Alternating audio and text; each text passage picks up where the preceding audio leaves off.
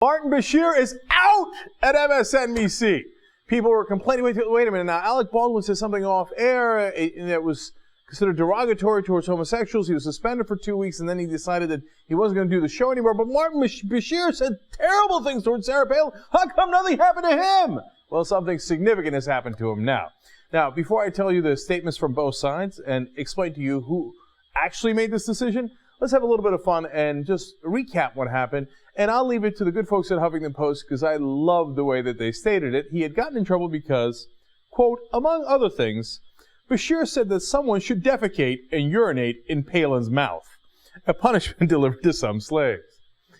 Now, he was talking about how Sarah Palin had made inappropriate comments about comparing the deficit to slavery and saying, hey, look, this is what used to happen to slaves. Now, of course, he went too far, and we covered it here on the show when he said perhaps it should happen to Sarah Palin. Yes, he did say perhaps someone should defecate and urinate in Sarah Palin's mouth. Now, of course, he didn't mean that literally. Nonetheless, it was a bridge too far, if you will. Huffington Post continues, he apologized, but the comments continued to haunt him. And haunt him they did, but mainly they haunted MSNBC. So he was called to the carpet and thrown out on his Bashir. All right, so what now? Wait a minute now. Bashir says he's leaving voluntarily. Who's right? Well, first, let's go to Martin Bashir's statement. He says, upon further reflection, yeah, right, and after meeting with the president of MSNBC, I have tendered my resignation. It is my sincere hope that all my colleagues at this special network will be allowed to focus on the issues that matter without the distraction of myself or my ill-judged comments. Now, people who are not in these situations, they might be confused. They might say, well, look, it looks like they both sides agree. And, you know, it looks like Bashir is the one who took the first action. That's not how it works. A host doesn't voluntarily go in and go, you know, upon further reflection. Okay, you know, I've been really thinking about it, and I feel awfully guilty about it. I'm going to give up several $1 million in contracts because I said something slightly mean towards a right-winger who, by the way, our audience, despises and largely has no problems with what I said. But I know the corporation has problems, and I feel terrible for what I've done to corporate headquarters, and hence, because of my guilt, I will voluntarily say that. No. And Bashir, it even says it as polite as he's trying to be, and I'll tell you why he's doing that in a second. He says, and after meeting with the president of MSNBC, hint, hint, he's the one that told me to go. Now, we go to Phil Griffin, who is the president of MSNBC. Let's hear his statement. Martin Bashir resigned today, effective immediately. I understand his decision, and I thank him for 3 great years with MSNBC. Martin is a good man and respected colleague. We wish him only the best. In other words, I tossed him out on his ass. Okay, now, again, it seems like Phil Griffin's saying, oh, man, I really respect this guy. Poor guy, he just handed me his resignation. What am I supposed to do? No. He's saying, yes, I met with him. Yes. Basically, it's coded words to the industry, yes, I fired him.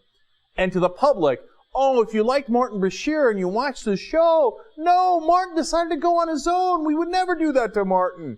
But what a classy guy. And we appreciate how much he respected his fellow colleagues. Remember, Sarah Palin canceled an interview with the Today Show. The Today Show happens to make a tiny bit more money than the Martin Bashir show.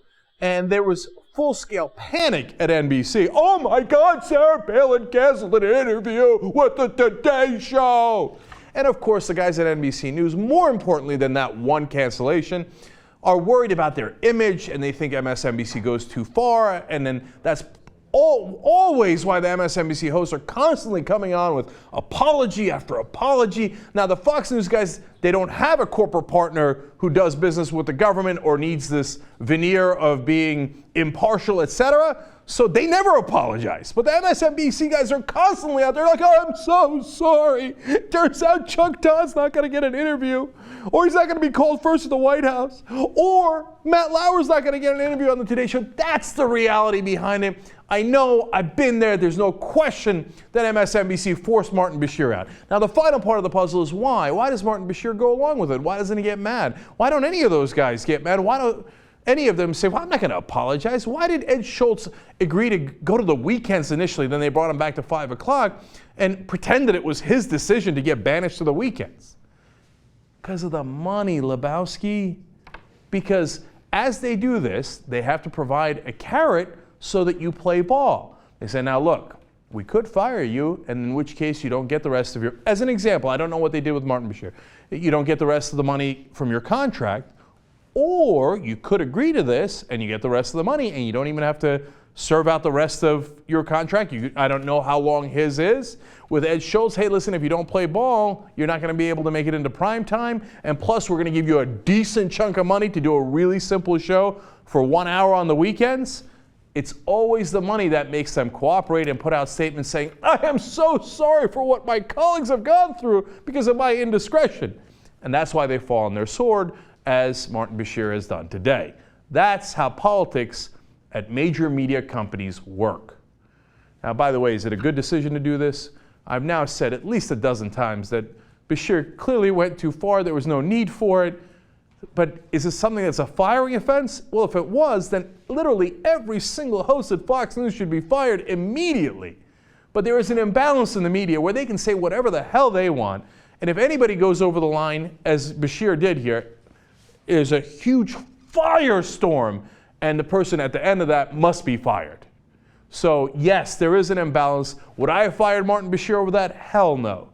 I would have said, hey, Martin, man, that seemed like this was a little rough.